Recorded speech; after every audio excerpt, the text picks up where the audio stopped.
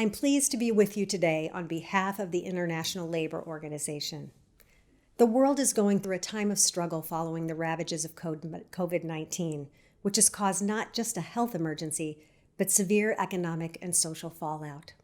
The widespread impact of the crisis has spared no country, hitting global and deeply interconnected systems, health, transportation, environment, finance, and providing us with a clear illustration of the systemic nature of risk.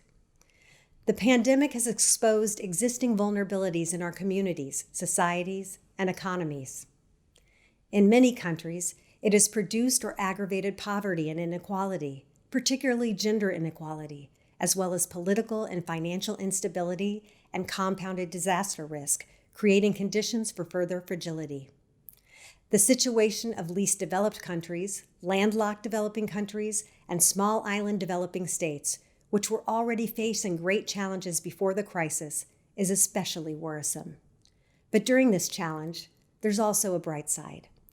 COVID-19 is offering the international community an unprecedented opportunity for global solidarity and cooperation, calling for responses that will tackle the health, social, and economic consequences of the pandemic, while contributing to building resilience to future shocks across multiple sectors. The ILO Centenary Declaration for the Future of Work, adopted last year, recognizes that persistent inequalities, conflict, disasters, and other humanitarian emergencies constitute a threat not only for social and economic advances, but the importance of securing shared prosperity and decent work for all.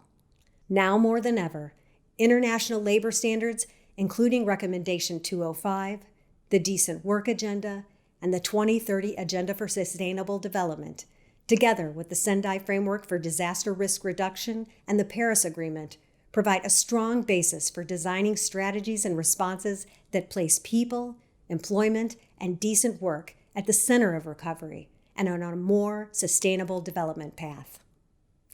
As we continue to confront the COVID-19 crisis, we must support countries around the world in building resilience across sectors to adapt and recover from concurrent shocks and crises in the future.